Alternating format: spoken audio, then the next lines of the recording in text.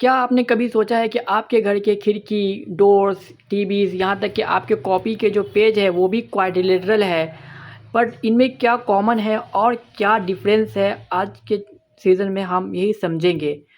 अगर आपको ये चैप्टर क्वाड्रिलेटरल अगर बोरिंग लगता था तो आज के बाद यकीन मानो आपको चैप्टर ये वाला फेवरेट हो जाएगा।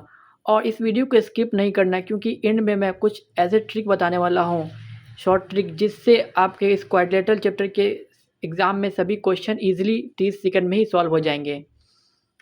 तो सबसे पहले बात करते हैं इसको समझने के लिए कि प्लेन सरफेस क्या होता है। क्वाड्रिलेटरल समझने के लिए तो प्लेन सरफेस एक्चुअली में क्या होता है।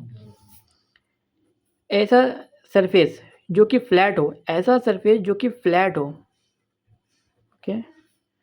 यानी अगर ये अगर पेपर है तो ये एकदम फ्लैट है, इस पर कोई थिकनेस नहीं, इसका कोई थिकनेस नहीं है, यानी इसका कोई मोटाई नहीं है, यानी नो थिकनेस, कोई थिकनेस नहीं होगा, इस पर कोई थिकनेस नहीं है। ऐसा फ्लैट मतलब चपटा, ऐसा फ्लैट सरफेस जिसका कोई थिकनेस नहीं है और जिसका लंबाई हो यानी लेंथ हो, यानी इसकी लंबाई है, देखो ये लंबाई इसकी है, इस पेपर है, ये फ्लैट सरफेस है और इसका कोई थिकनेस नहीं है। यानी थिकनेस अगर हम इस पर पेपर पेन रोल करते हैं ना तो ईजिली रोल हो जाता है, यानी कोई थिकनेस होता तो ईजिली रोल नहीं होता। हर एक कहीं पे गैप, यहाँ देखो इसके पेन के नीचे बीच में कहीं पे गैप नहीं दिखेगा अंदर में नीचे में, क्योंकि ये पूरा प्लेन है, कहीं पे गैप नहीं नजर आएगा रोल होगा तो, क्योंकि ये थिकनेस इसमें नहीं है। लेंथ है जिसका लेंथ हो और विड्थ हो, विड्थ यानी चौड़ाई, लेंथ यानी लंबाई, इसकी चौड़ाई है, देखो इतना चौड़ाई है, इसकी चौड़ाई है और इसकी लंबाई भी है, तो ये ऐसा सरफेस को हम क्या बोलेंगे, प्लेन। प्लेन कर्व क्या होते हैं, ओके। अगर हमने प्लेन सरफेस समझ लिया तो प्लेन कर्व समझ जाएंगे। ऐसा प्लेन सरफेस, ऐसा प्लेन सरफेस, ऐसा प्लेन सरफेस जो कर्व हो, सिंपल, ऐसा प्लेन सरफेस जो कर्व हो, ठीक है, ठीक है, जो मतलब वो कर्व हो, मतलब कर्व से बना हो, ठीक है, कर्व से बना हो, यानी ये प्लेन सरफेस है, ठीक है, और ये क्या है, कर्व से बना है, ये क्या है, ये क्या है, ये कर्व है, ये क्या है, ये सब कर्व है। ये जो लाइन सेगमेंट है ये भी क्या है, कर्व है, ठीक है, और ये भी क्या है, ये कर्व है, ये सब क्या है, कर्व है। सिमिलरली तो यहाँ पे जो फिगर बना है ये प्लेन कर्व है, ये प्लेन कर्व है, ये ओपन प्लेन कर्व है, ये सब बाद में पढ़ेंगे, बस ये सब क्या है, प्लेन कर्व है, कर्व से बना है तो कर्व हो गया, प्लेन कर्व हो गया, ठीक है। तो ये प्लेन कर्व क्या होगा, ये भी फ्लैट होगा, ठीक है, थिकनेस नहीं होगा, लेंथ होगा, विड्थ होगा, क्योंकि ये प्लेन सरफेस ही है जो कि कर्व से बना है तो प्लेन कर्व हो गया। प्लेन कर्व दो तरह के होते हैं, प्लेन कर्व के टाइप्स होते हैं, प्लेन कर्व के दो तरह के होते हैं, एक होता है ओपन प्लेन कर्व, एक होता है क्लोज प्लेन कर्व। सबसे पहले बात करते हैं कि क्लोज प्लेन कर्व क्या होता है। क्लोज प्लेन कर्व क्या होता है, ऐसा कर्व जो क्लोज हो, नाम से ही पता चल रहा है, ऐसा कर्व, ऐसा प्लेन कर्व जो क्लोज हो, ठीक है। यानी अगर हम ड्रॉ करते हैं एक, और एक बात रखना, ये जो प्लेन कर्व होगा, क्लोज प्लेन कर्व या जो ओपन कर्व, ये मल्टीपल पॉइंट से बनेगा, यानी एक पॉइंट, दो पॉइंट, कई सारे मल्टीपल पॉइंट्स को ज्वाइन करने से, बिना पेन को लिफ्ट किए अगर हम ज्वाइन करते हैं तो ये हो गया तुम्हारा क्लोज कर्व जो कि क्लोज दिख रहा है। इसमें क्या प्रॉपर्टी है, इसको पहचानेंगे कैसे ये क्लोज कर्व है। ऐसा कर्व जिसका स्टार्टिंग पॉइंट और एंडिंग पॉइंट, इन मतलब ख़त्म होने वाला पॉइंट, एंडिंग पॉइंट सेम हो, क्या हो, सेम हो, मतलब बराबर हो। यानी अगर हम यहाँ 4 पॉइंट ड्रॉ करते हैं, अब कर्व ड्रॉ करते हैं, यहाँ से स्टार्ट किया, ये क्या हो गया, स्टार्टिंग पॉइंट, ठीक है, स्टार्टिंग पॉइंट हो गया, यहाँ गया, बिना पेन को लिफ्ट किए, यहाँ से फिर यहीं पे वापस आ गया, मतलब जहाँ से स्टार्ट किया वहीं पे मैं वापस आ गया, ये भी क्या है, मतलब एंडिंग पॉइंट भी क्या है, सेम है। तो स्टार्टिंग पॉइंट एंडिंग पॉइंट के ऊपर ओवरलैप कर रहा है ना, तो मतलब स्टार्टिंग पॉइंट एंडिंग पॉइंट क्या हो गया, एंडिंग पॉइंट सेम हो गया ना इस केस में। इस ऐसे क्लोज फिगर को हम क्या बोलेंगे, क्लोज कर्व, ठीक है, क्लोज कर्व बोलेंगे।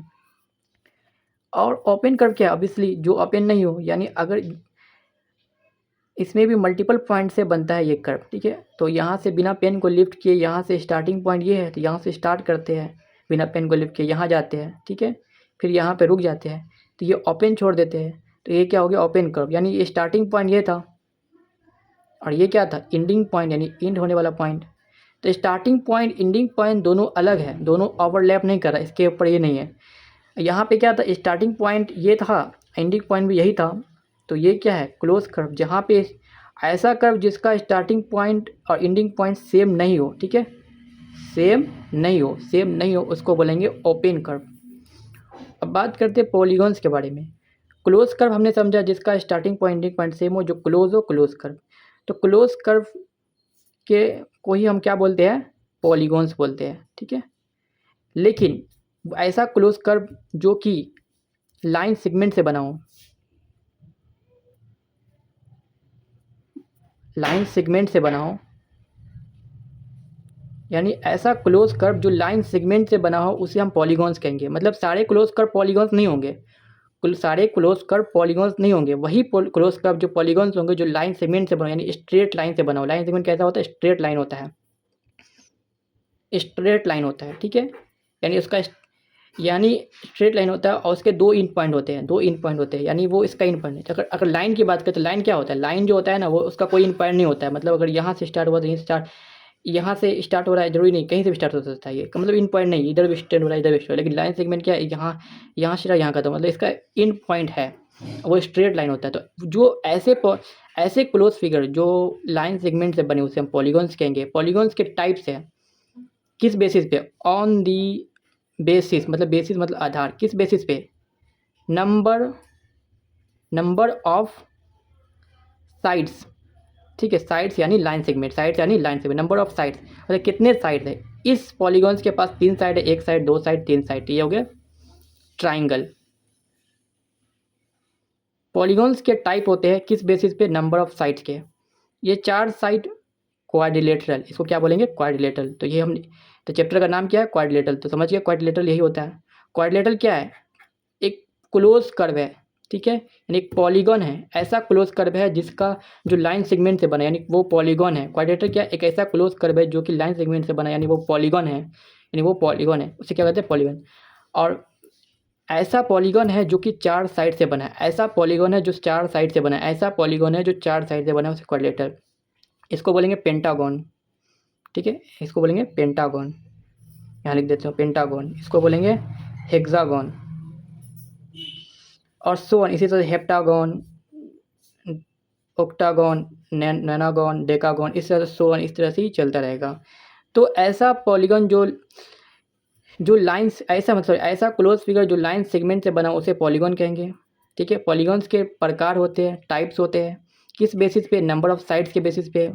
3 साइड वाले पॉलीगॉन्स को हम क्या बोलेंगे, ट्राइंगल। 4 साइड वाले को क्वाड्रिलेटरल। 5 साइड वाले को पेंटागॉन। 6 साइड वाले को हेक्सागॉन।